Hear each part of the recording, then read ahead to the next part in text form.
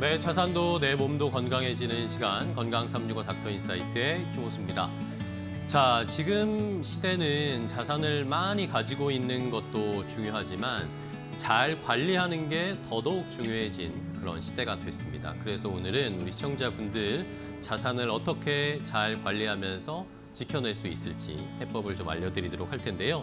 이런 불확실성한 경제 상황 속에서 개인과 가족의 자산을 어떻게 관리하는지 방법을 함께 알아보겠고요. 또 2030 세대, 또 4050 세대에게 필요한 현실적인 재무 설계 방법도 함께 알아보겠습니다. 마지막으로 사회 초년생 분들, 이 종잣돈을 만드는 게 중요하잖아요. 종잣돈을 어떻게 하면 잘 만들 수 있을지 실천해야 할 자산 관리 방법까지 자세하게 알려드리도록 하겠습니다. 자, 그래서 오늘도 세 분의 지갑 닥터와 함께 할 겁니다. 오늘 첫 번째로 함께 해주실 지갑 닥터부터 화면으로 먼저 소개해드리겠습니다.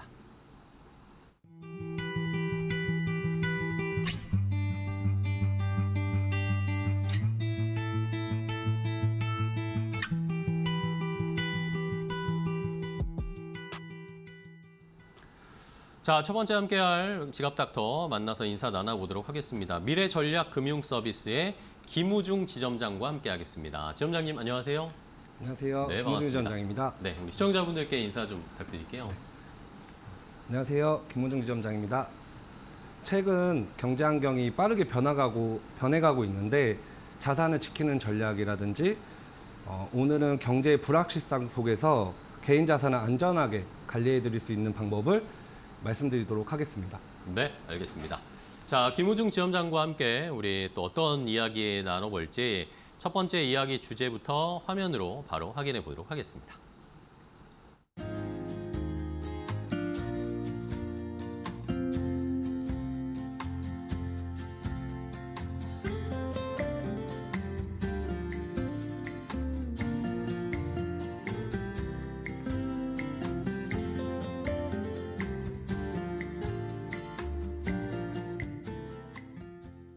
자, 오늘 첫 번째 나눠볼 주제는 2030 세대의 현실적인 자산 관리 방법에 대해서 이제 전체적으로 이야기를 나눠볼 텐데요. 요즘 뭐 금리도 높고 환율도 높고 경기 둔화, 경제 상황도 계속 시시각각 변하고 있는 상황인데 지점장님과 함께 자산 관리 방법을 좀 알아보도록 하겠습니다.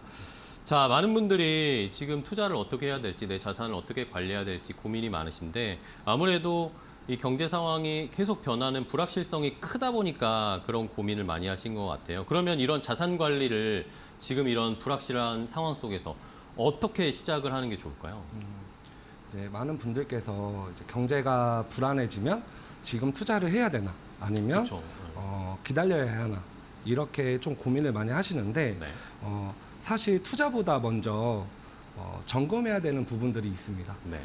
어떤 것들이냐면 바로 이제 현금 흐름과 위험 관리인데요. 자산 관리를 만약에 집을 짓는 걸로 비유를 하자면 네. 화려한 인테리어보다는 먼저 기초 공사를 좀 튼튼하게 해 놓으시고 그리고 오래 버틸 수 있는 걸로 준비를 해 주시는 게 좋은데요. 네. 투자도 마찬가지로 생활비와 비상자금을 충분히 준비되어 있고 예상치 못한 사고에 대비할 수 있는 안전장치를 갖춰져 있어야지만 시장이 흔들려도 조급하게 자산을 처분하지 않을 수가 있습니다. 네. 경제는 언제나 상승과 하락이 반복되는데요. 하지만 원칙을 세우고 꾸준히 관리하는 사람들은 이런 변동성이 있어도 기회로 활용할 수가 있습니다. 네. 자, 그러면 이제는 뭐 세대별로도 그러면은 이런 자산을 관리하는 방법이 좀 달라져야 할 것 같아요. 연령대별로 그 상황에 처한 우선순위가 달라질 테니까요. 그러면 2030, 또 3040 세대는 자산 관리 전략을 어떻게 다르게 가져가야 되나요? 약간 2030 세대는 앞으로 투자할 시간이 가장 큰 자산입니다. 시간이 많기 때문에 사회 초년생이랑 신혼부부가 많고 종잣돈을 먼저 만들고 절제 상품을 활용하여 장기적으로 자산을 키워가는 데 집중하시는 것이 좋습니다. 네네. 반면 3040 세대는 결혼과 자녀 그리고 부모 내 집 마련, 이런 것들이 여러 재무 목표가 동시에 생기는 시간이기 때문에 그래서 수익이 높은 것뿐만 아니라 자산을 지키고 위험 관리를 하는 전략도 함께 가져가시는 게 좋습니다. 네. 저는 자산 관리는 마라톤으로 좀 비유를 하는데요. 출발선이 있는 사람과 반환점을 도는 사람의 전략은 같을 수가 없습니다. 네. 속도와 체력은 안배가 다르듯 자산 관리도 지금 내 생애 주기에 맞게 전략을 세우는 게 가장 중요하다고 생각합니다. 네. 결국 중요한 것은 다른 사람을 따라하는 것이 아니라 지금 내 상황과 목표에 맞는 자산 관리 계획을 세우는 것이라고 말씀드리고 싶습니다. 네, 알겠습니다. 나의 상황에 맞게 나의 기준을 세우면서 자산 관리를 하셔야 되는데, 그러면 이제 다음 이제 좀 더 시장이나 경제 상황과 이어서 이야기를 해볼까요? 요즘 뭐 우리나라도 금리를 올렸고, 뭐 미국이나 다른 나라들도 금리 올리는 거 아니냐 이런 이야기들 뉴스를 아마 많이 보셨을 텐데, 그러면 이 금리가 올라가거나 내려가거나 하는 그 상황에 따라서 우리 개인의 자산에는 어떤 영향을 주는지 그런 것들이 아마 시청자분들도 궁금하실 것 같아요. 네, 금리는 우리 일상과 생각보다 훨씬 밀접한 관계에 있습니다. 네네. 금리가 오르면 예금 이자가 높아질 수밖에 없고 반대로 대출 이자는 늘어나기 때문에 주택담보대출이라든지 그리고 신용대출 있는 분들은 이자 부담이 커질 수 있습니다. 그래서 이제 기업들도 자금 조달 비용이 늘어나면서 투자와 소비가 위축될 수 있고 그 영향을 주식시장에도 반영될 수 있는 경우가 많습니다.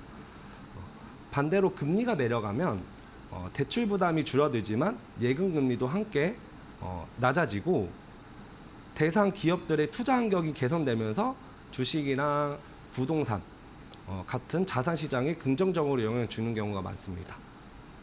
그래서 금리 변화에 따라 무조건 투자 방식을 바꾸는 것보다는 예금 투자랑 대출 비중을 지금 내 상황에 맞게 점검하는 것이 제일 중요하고 결국 금리는 단순한 경제 뉴스가 아니라 우리 소비, 투자, 대출까지 영향을 주는 자산 관리의 중요한 기준이라고 이해하시는 게 좋을 것 같습니다. 네.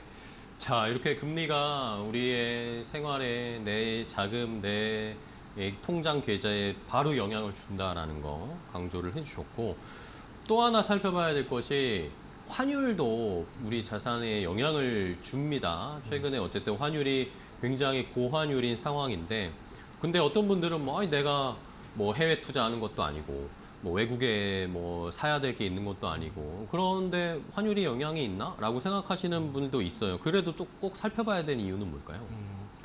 많은 분들이 이제 환율은 해외 주식에 투자하는 사람들만 신경 쓰면 된다라고 좀 생각을 하시는데 사실 그렇지는 않습니다. 네네. 왜 그러냐면 우리나라는 일단은 원자재와 그리고 에너지, 식품 등을 많은 물품들을 해외에 수입을 하고 거기에 대한 이제 환율이 오르면 수입 가격이 함께 올라가서 생활 물가에도 영향을 줄 수가 있기 때문입니다. 네네. 그래서 해외 투자를 하지 않는 분들도 자연스럽게 환율의 영향을 받게 되는 것이기 때문에 투자 측면에서도 환율이 중요한 변수입니다. 예를 들어 미국 주식이나 해외 ETF 에 투자를 하고 있다면 주가뿐만 아니라 환율 변동에 따라서 실제 수익이 달라질 수도 있기 때문에 환율에 맞추려고 단기적인 투자 방향을 바꾸시는 것보다는 환율도 투자의 한 요소로 이해하고 장기적인 관점에서 분산 투자를 이어가시는 게 중요합니다. 네.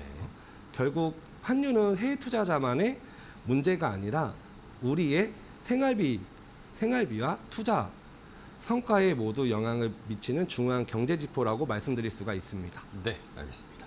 자, 이렇게 금리와 환율이 우리 자산 관리에 어떤 영향을 끼치는지를 잘 판단해 보시고 이런 것도 뉴스도 보시면서 대응을 하실 필요가 있다라는 거죠. 그러면 경제 상황이 막 불안정합니다. 요즘 뭐 전쟁도 나고 막 환율도 튀어오르고 이런 거에 따라서 경제 상황이 막 불안하면 불안할수록 우리 시청자분들이나 내 자산 관리하시는 분들이 혼란스러우실 텐데 혼란스러우시다 보니까 당연히 실수를 하시는 경우도 많으실 것 같아요. 네. 실제로 이렇게 경제 상황이 불안하면 어떤 실수들을 많이 하시던가요? 경제가 많이 불안하면 가장 많이 하시는 실수가 감정에 따라서 투자하는 방식이 아. 바뀌는 것입니다. 네네. 시장이 오를 때는 나만의 기회를 놓치는 것 아닐까라는 마음으로 무리하게 투자를 하시는 경우들이 많으시고 반대로 시장이 급락하면 불안해서 손실을 확정짓고 매도하는 경우들이 많습니다. 이렇게 감정에 따라 움직이면 오히려 높은 가격에 사고 낮은 가격에 판매하는 결과를 반복할 수밖에 없기 때문에 그렇죠. 저는 투자할 때 항상 내비게이션으로 좀 비유를 해서 목적지를 입력하지 않고 운전하면 길을 잃기 쉽기 때문에 투자도 목표와 원칙이 없이 시작하면 시장의 작은 변동에도 쉽게 흔들릴 수가 있습니다. 그래서 투자하기 전에는 왜 투자를 하는지 그리고 언제까지 투자를 할 것인지에 대해 감당할 수 있는지를 먼저 정해두시는 것이 중요합니다.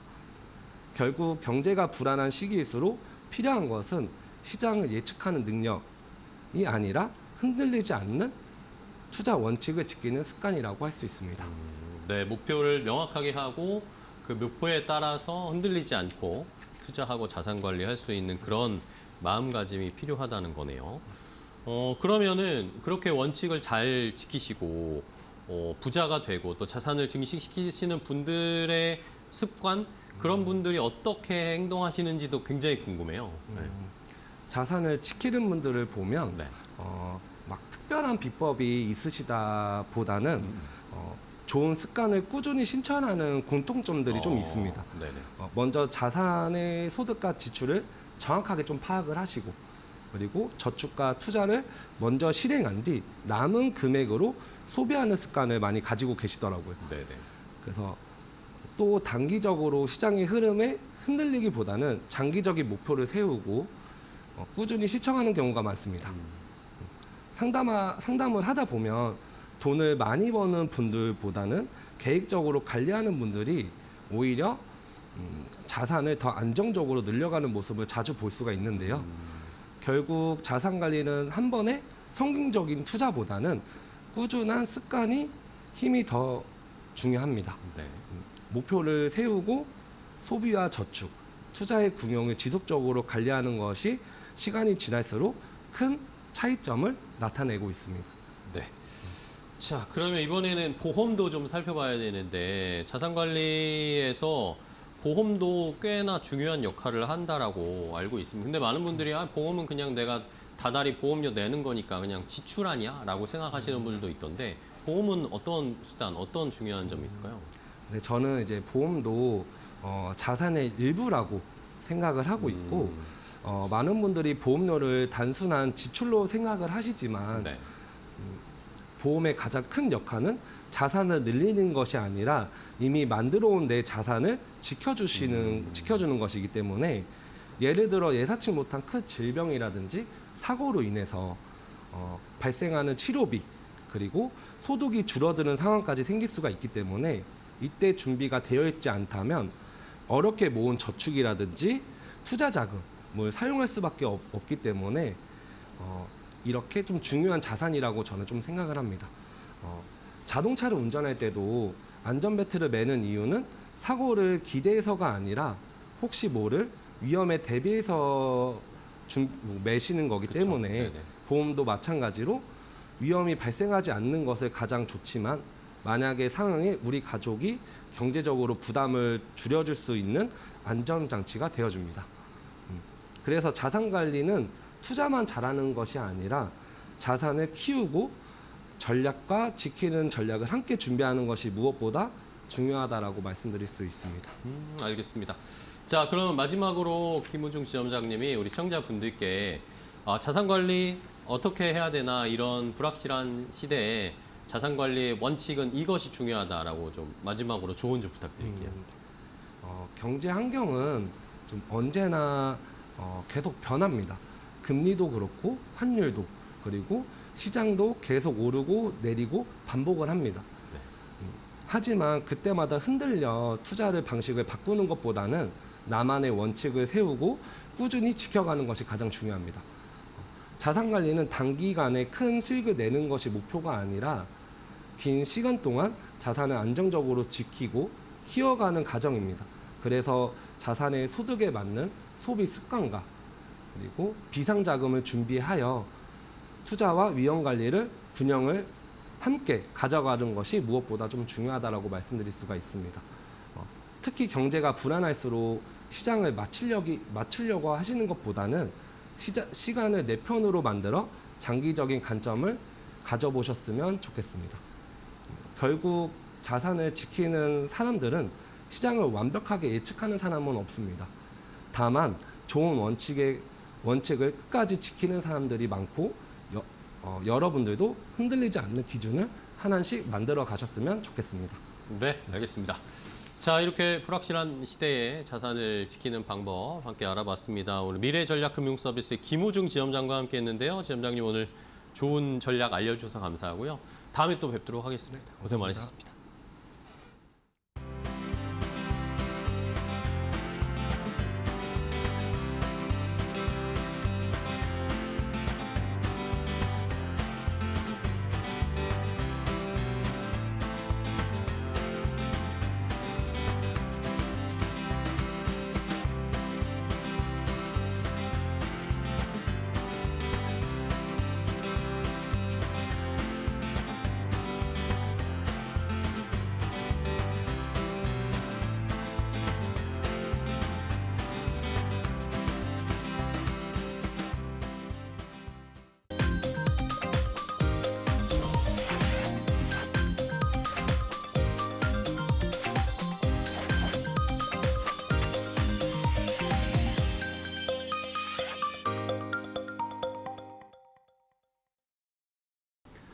자, 건강 365 닥터 인사이트와 함께하고 계십니다. 자, 이제 두 번째 지갑 닥터를 만나볼 텐데요. 함께 해주실 지갑 닥터 화면으로 먼저 만나보시죠.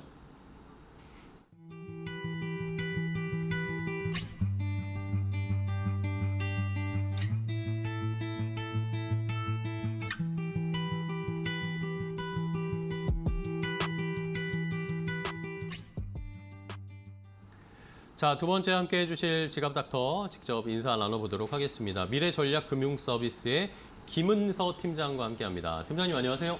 안녕하세요. 네, 반갑습니다. 우리 시청자분들께 인사 좀 부탁드릴게요. 안녕하세요. 김은서 팀장입니다. 가족의 자산 관리는 현금 흐름과 계획적인 준비에서 시작됩니다.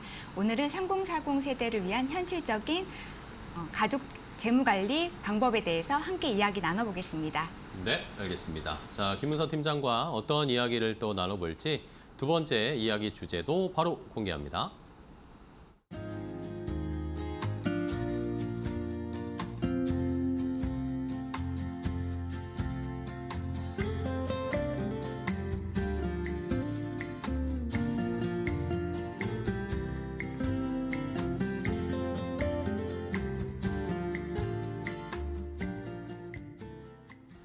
자, 두 번째 나눌 이야기는 3040 세대들의 가족 재무 관리에 대해서 자세하게 좀 알아보도록 하겠습니다. 자, 팀장님과 직접 이야기를 나눠볼 텐데요. 저도 3040 세대라서 궁금한 점이 많을 것 같은데. 네. 자, 일단은 어쨌든 가족 자산 관리를 시작을 할 때는 어떤 것부터 시작을 해야 될지가 사실 해야 될 게 한두 개가 아니니까요. 그래서 어떤 것부터 해야 될지 그냥 무턱대고 투자부터 시작해야 되는 건지 가장 먼저 체크해야 될 건 뭐라고 보세요? 가족 자산 관리를 시작할 때 가장 먼저 확인해야 하는 것은 현금 흐름입니다. 많은 분들이 어떤 상품에 투자해야 할지 고민부터 하시지만 사실 그보다 더 중요한 것은 우리 집에 매달 얼마가 들어오고 어디에 얼마가 나가는지를 정확히 아는 것입니다. 상담을 하다 보면 생각보다 고정 지출이 많거나 비슷한 성격의 보험이나 구독 서비스를 중복으로 지출하는 경우도 적지 않습니다. 이런 부분만 점검해도 불필요한 지출을 줄이고 저축이나 투자에 활용할 수 있는 여유 자금을 만들 수 있죠. 저는 가족 재무 설계를 건강검진에 비유합니다. 몸이 아플 때만 병원을 찾기보다 정기적으로 건강검진을 받듯이 가정의 재무 상태도 주기적으로 점검해야 문제가 생기기 전에 미리 대비할 수 있습니다. 결국 좋은 재무 설계는 투자 상품을 먼저 선택하는 것이 아니라 우리 가족의 현금 흐름을 정확히 파악하는 것에서 시작된다고 말씀드리겠습니다. 알겠습니다. 우리 가정에 현금이 어디에서 들어오고 어떻게 나가는지 이것부터 일단은 파악을 해야 된다라는 거죠. 근데 또 저도 그렇지만 제 주변에 30, 40 세대들 하는 이야기를 늘 들어보면 내가 일도 열심히 하고 투자도 열심히 하는데 돈은 참 안 모인다라는 그런 이야기들을 많이 듣습니다. 이 30, 40 세대들이 돈 관리, 자산 관리할 때 어떤 것들에서 실수를 한다거나 놓치는 부분은 뭐던가요, 주로? 30, 40 세대를 상담하면서 가장 많이 보이는 실수는 네. 목표 없이 돈을 쓰는 것입니다. 열심히 일해서 소득은 늘었는데도 돈이 잘 모이지 않는 이유는 저축과 투자보다 소비가 먼저 이루어지는 경우가 많기 때문입니다. 생활 수준이 조금씩 높아지면서 지출도 함께 늘어나는 경우가 많은데요. 그래서 가족마다 구체적인 재무 목표를 세우는 것이 중요합니다. 예를 들어 5년 안에 내 집 마련을 할 것인지, 자녀 교육 자금은 어느 부분까지 준비할 것인지, 노후 자금을 먼저 만들 것인지 목표가 정해지면 소비의 기준도 자연스럽게 달라집니다. 내비게이션도 목적지를 입력해야 올바른 길을 안내하듯이 돈도 목표가 있어야 올바른 방향으로 모일 수 있거든요.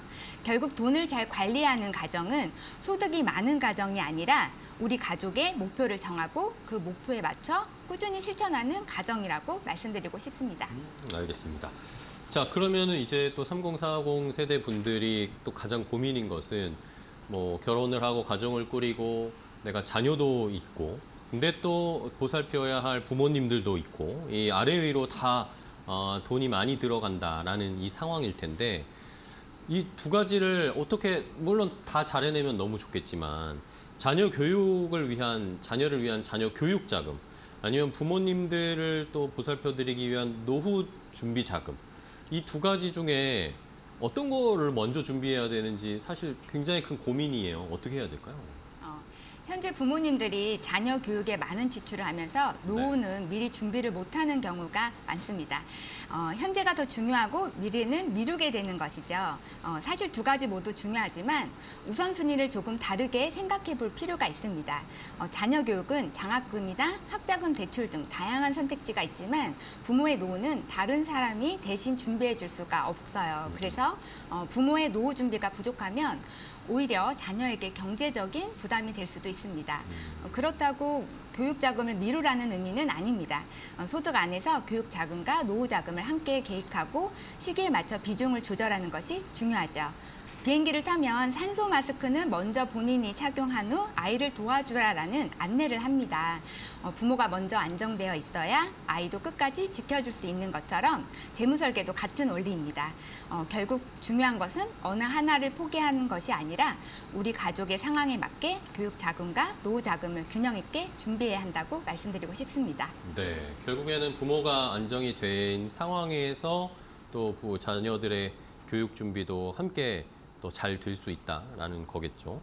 그러면은 자녀 교육비, 자녀 교육을 위한 자금 이런 것들은 언제부터 준비를 하는 게 괜찮을까요?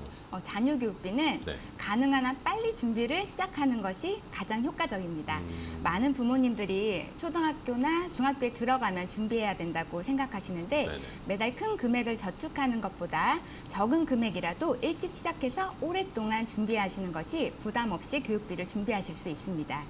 특히 교육비는 대학 등록금뿐만 아니라 초등학교 때부터 시작되는 학원비나 다양한 활동비, 유학 등 예상 못한 비용이 발생할 수 있기 때문에 미리 계획을 세워두는 것이 아주 중요합니다. 저는 교육자금 준비를 나무를 키우는 과정과 비유하고 싶은데요. 네. 씨앗을 일찍 심을수록 시간이 지나면서 튼튼하게 자라듯이 교육 자금도 시간을 활용할수록 복리의 효과를 기대할 수 있고 매달 부담해야 하는 금액도 줄어듭니다. 결국 교육비를 준비하는 가장 좋은 시기는 돈이 많이 생겼을 때가 아니라 생각이 들었을 때 바로 시작하는 것입니다. 시간이 가장 강력한 자산이라는 점을 꼭 기억하셨으면 좋겠습니다. 네, 작은 금액이라도 빨리 차근차근 준비를 하는 게 좋은 방법이겠죠. 그러면 이제 자산을 잘 관리하고 잘 불리는 그런 과정을 아마 상담을 하시면서 많이 만나보시거나 이야기 나눠보셨을 텐데, 이런 가정은 현금 흐름을 건강하게 만드는 습관, 방법, 어떤 것들을 가지고 있던가요?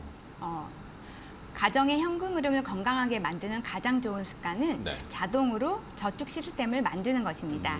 많은 가정이 한 달을 보내고 남은 돈을 저축하려고 하는데요. 그렇게 하면 예상치 못한 지출이 생기면서 저축이 어려워지는 경우가 많습니다. 반대로 저축을 월급이 들어왔을 때 자동이체로 분리해 놓으면 자연스럽게 계획적인 소비 습관이 만들어지죠. 상담을 하다 보면 돈을 잘 모으는 가정은 소득이 특별히 많은 것이 아니라 자동으로 저축되는 시스템을 만들어 놓는 경우가 대부분입니다. 한 번 습관이 자리 잡으면 매달 저축해야지 하고 고민하지 않아도 꾸준히 자산을 쌓아가실 수 있습니다. 좋은 습관은 나무에 물 주는 것과 같습니다.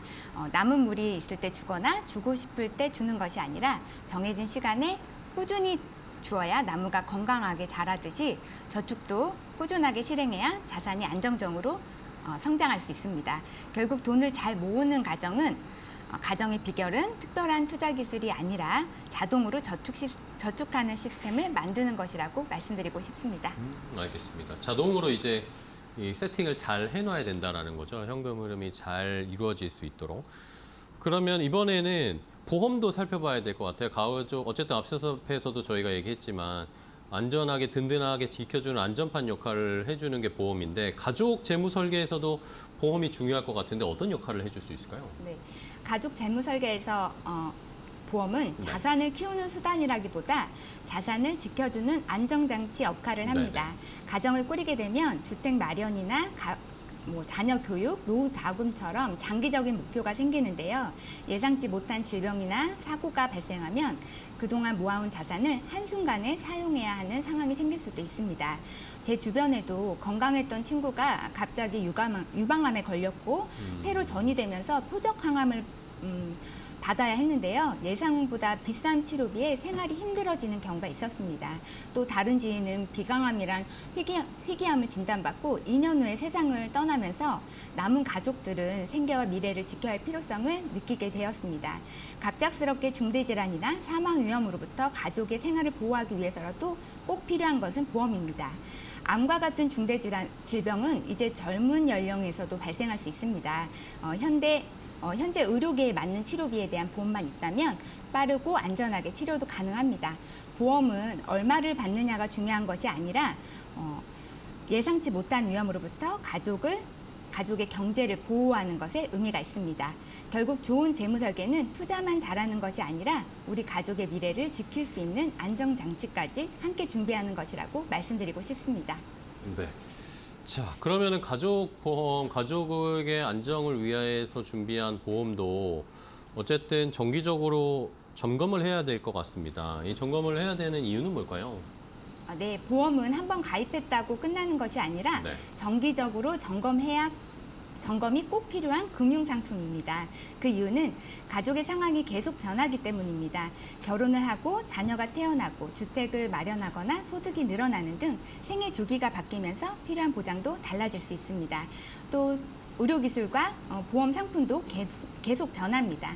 과거에는 없었던 보장이 새롭게 생기기도 하고 반대로 시대가 변하면서 중요도가 낮아지는 보장도 있습니다. 그래서 현재 가족 상황에 맞게 보장 내용을 점검하고 조정하는 것이 필요합니다. 저는 보험을 자동차에 비유하곤 합니다. 자동차도 한 번 구매했다고 끝나는 것이 아니라 정기적으로 점검하고 관리해야 안전하게 운행할 수 있듯이 보험도 주기적으로 확인해야 우리 가족에게 꼭 필요한 보장을 잘 유지할 수 있습니다. 그래서 특별한 일이 없더라도 2, 3년에 한 번 정도는 가족의 재무 상황과 보장 내용을 함께 점검해 보시는 것을 추천드립니다. 작은 점검이 앞으로의 위험을 예방하는 데 큰 도움이 될 수 있습니다. 네. 자, 그러면 마지막으로 팀장님, 우리 3040 세대 분들이 자산 관리, 가족 자산 관리할 때 꼭 알아야 할 원칙 정리 좀 해서 알려주시죠. 3040 세대는 인생에서 가장 많은 재무 목표를 동시에 마주하는 시기입니다. 내 집 마련, 자녀 교육, 부모 부양, 그리고 노후 준비까지 모두 중요한 만큼 단기적인 성과보다 장기적인 계획을 세우는 것이 무엇보다 중요합니다. 재무 설계는 돈을 많이 버는 사람만 필요한 것이 아닙니다. 현재 현금 흐름을 파악하고 소득 안에서 우선순위를 정하고 꾸준히 실천하는 사람이 결국 안정적인 자산을 만들어 갑니다. 또 가족의 상황은 시간이 지나면서 계속 변하기 때문에 한번 세운 계획을 그대로 유지하기보다 주기적으로 점검하고 필요한 부분을 수정해 나가는 것도 중요합니다. 결국 가장 좋은 재무 설계는 많이 버는 것이 아니라 오래 지키는 것, 그리고 우리 가족의 목표에 맞는 계획을 꾸준히 실천하는 것이라고 말씀드리고 싶습니다. 네, 알겠습니다. 자, 이렇게 3040 세대를 위한 부담이 많은 세대이긴 하지만 또 자산 관리 어떻게 해야 할지 자세하게 좀 알려드렸으니까요. 도움이 되셨으면 좋겠습니다. 자, 미래전략금융서비스 김은서 팀장과 함께했습니다. 팀장님 오늘 또 좋은 정보 알려주셔서 감사하고요. 다음에 또 뵙도록 하겠습니다. 고생 많으셨습니다. 감사합니다. 고맙습니다.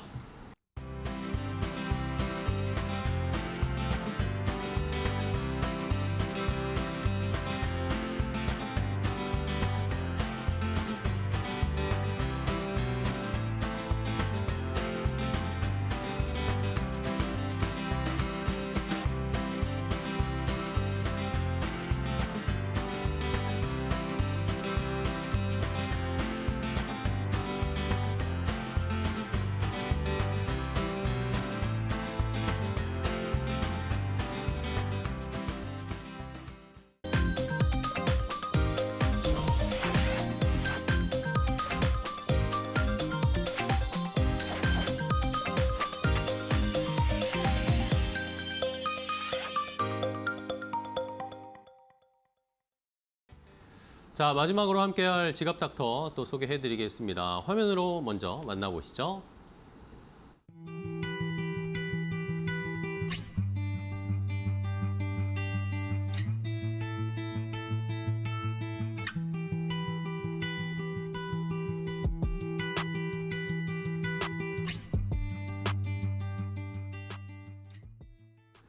자, 세 번째 함께할 지갑닥터 인사 나눠보겠습니다.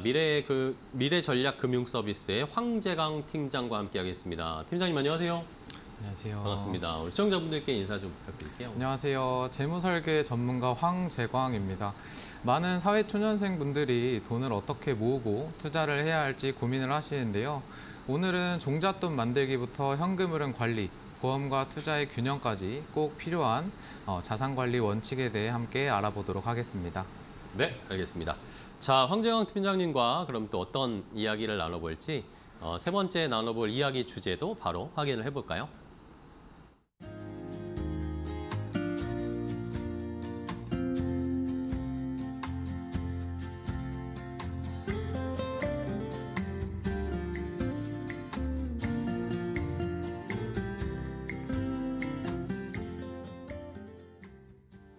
자, 이번에 나눠볼 이야기는 사회 초년생 분들이 많은 2030 세대 분들의 종잣돈 모으는 방법에 대해서 좀 알아보도록 하겠습니다.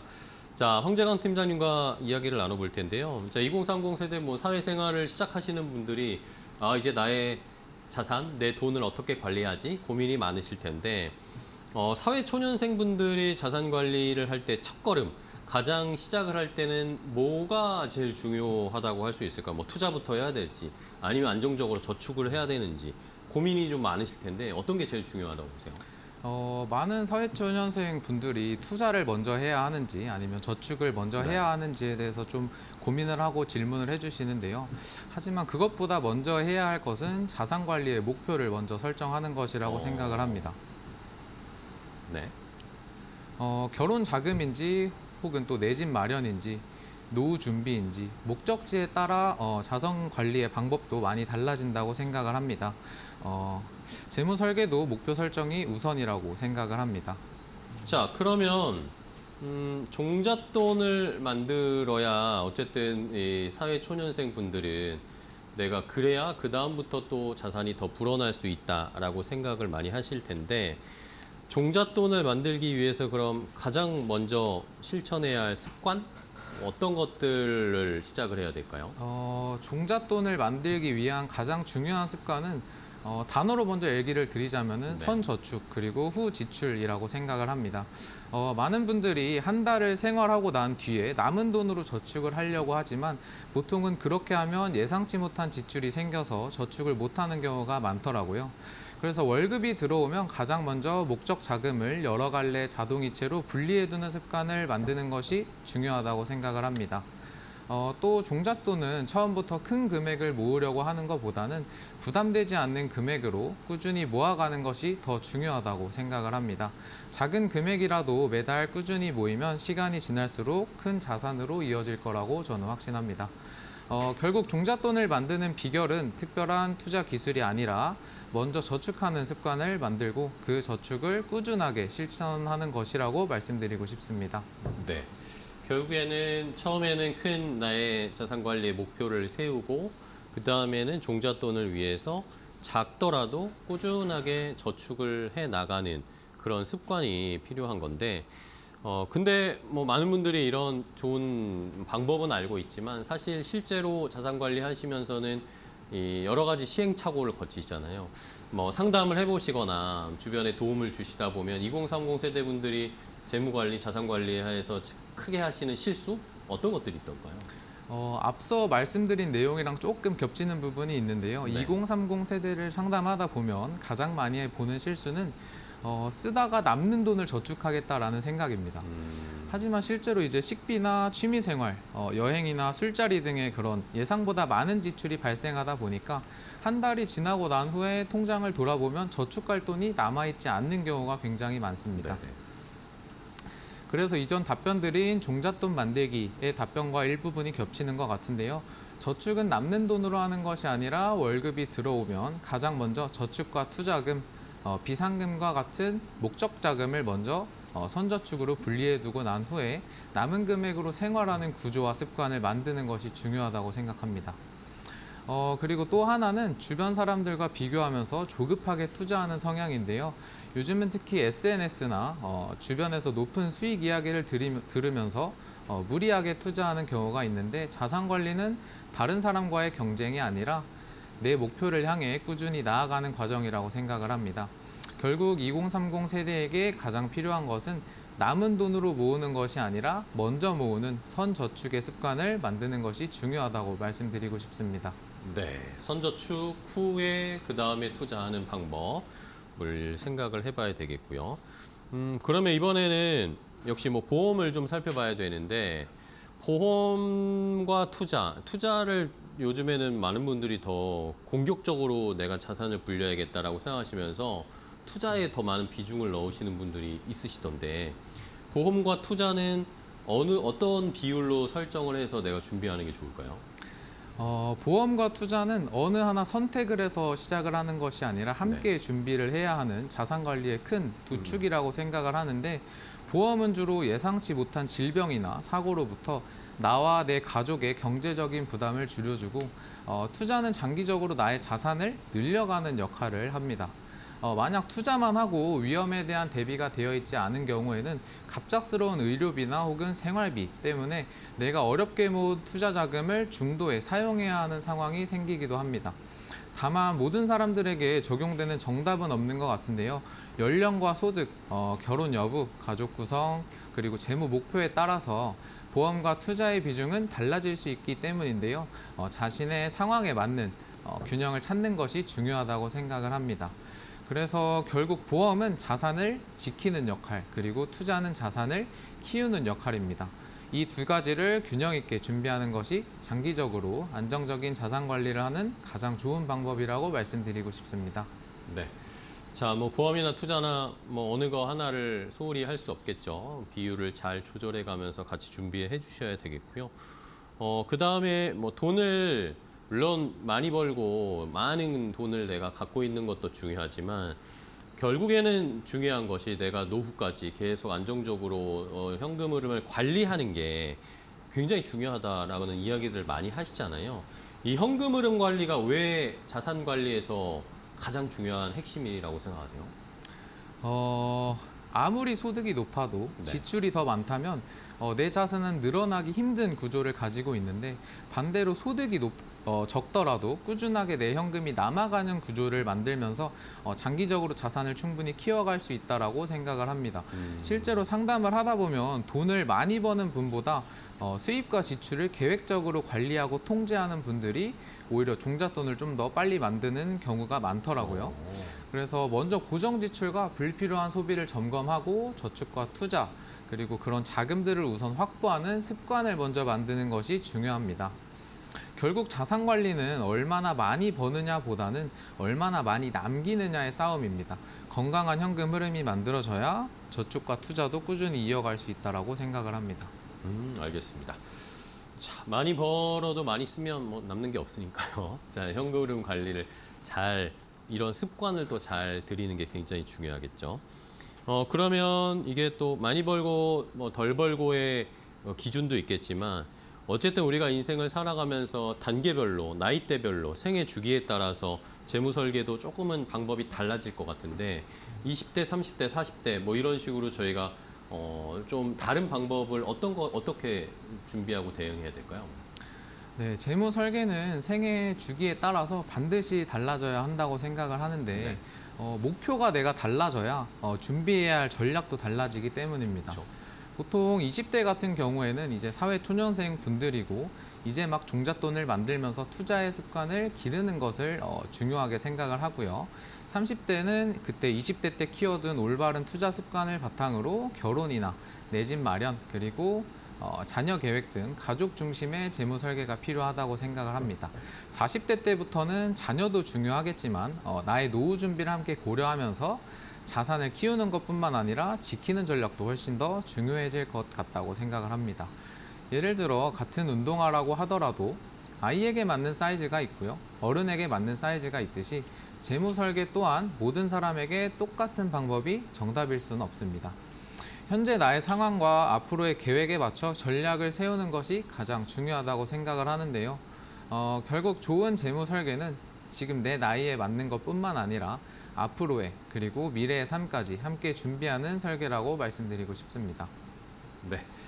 자, 그러면은 이번에는 내가 자산 관리를 할 때 최근에 뭐 많은 전문가나 언론이나 뭐 이런 자료들에서 나오는 게 금융 상품을 좋은 것들을 잘 세팅을 해놔야 된다. 그런 이야기들 많이 나오잖아요.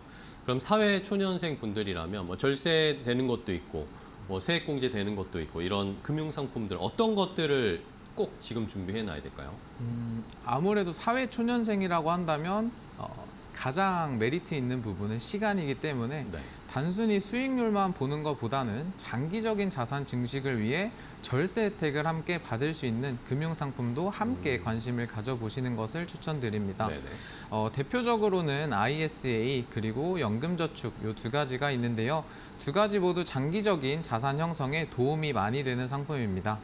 ISA 같은 경우에는 다양한 금융상품에 투자하면서도 세제 혜택을 받을 수 있고 연금저축은 노후 준비와 함께 세액공제 혜택도 기대할 수 있어서 사회 초년생의 경우 일찍 시작할수록 시간의 장점을 충분히 활용할 수 있는 상품이라고 보고 있습니다. 다만 어떤 상품이든 간에 누구나 ISA가 좋다, 연금저축이 좋다 하지만 좋다고 해서 무작정 가입을 하는 것보다는 네. 자신의 소득과 투자 기간 그리고 목표에 맞는 상품을 선택하는 것이 가장 중요하다고 생각을 합니다. 결국 사회초년생에게 가장 좋은 금융상품은 수익률이 높은 상품이 아니라 자신의 목표에 맞게 꾸준히 유지할 수 있는 상품입니다. 특히 사회초년생분들은 시간을 활용할 수 있는 시기인 만큼 절세 혜택까지 함께 활용한다면 장기적인 자산 형성에 큰 도움이 될 것 같습니다. 네, 알겠습니다. 자, 그러면 마지막으로 우리 형제강 팀장님이 사회 초년생 분들, 2030 세대 분들에게 자산관리 원칙 이렇게 해야 한다라는 강조 정리 좀 해주실까요? 사회 초년생 분들에게 꼭 드리고 싶은 말씀은 절대 조급하지 않았으면 좋겠습니다. 네네. 요즘은 SNS, 유튜브 여러 가지 그런 인스타그램 등등을 통해 단기간에 큰 수익을 올린 사례를 쉽게 접하고 이와 비교하다 보니까 나도 빨리 돈을 벌어야지, 돈을 모아야지 하는 조급함을 느끼는 분들이 많은 것 같은데요.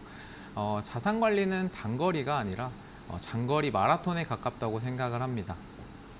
처음부터 큰 돈을 벌려고 하기보다 꾸준히 저축하고 투자하고 절세 혜택을 활용하는 습관을 만드는 것이 시간이 지날수록 훨씬 큰 자산의 차이를 만들어낼 거라고 생각을 하는데, 결국 사회초년생의 가장 큰 자산이자 무기는 지금 가진 돈이 아니라 앞으로 활용할 수 있는, 앞으로 투자할 수 있는 긴 시간입니다. 시간을 내 편으로 만들고 꾸준히 실천하는 것이 가장 강력한 재테크라는 점을 꼭 기억해 주셨으면 좋겠습니다. 네, 알겠습니다. 자, 2030 세대 분들은 요즘 강력한 수익률, 내가 빠르게 돈을 늘리겠다라는 생각이 많으신데, 팀장이 말씀해 주신 것처럼 경쟁하는 것이 아니라 내 계획대로 차근차근 자산을 늘려가는 게 훨씬 더 중요하다라는 거 다시 한번 생각을 해보게 됩니다. 자, 오늘 미래전략금융서비스의 황재광 팀장과 함께 했는데요. 팀장님 오늘도 좋은 전략, 정보 알려주셔서 감사하고 다음에 또 뵙도록 하겠습니다. 오늘 고생 많으셨습니다.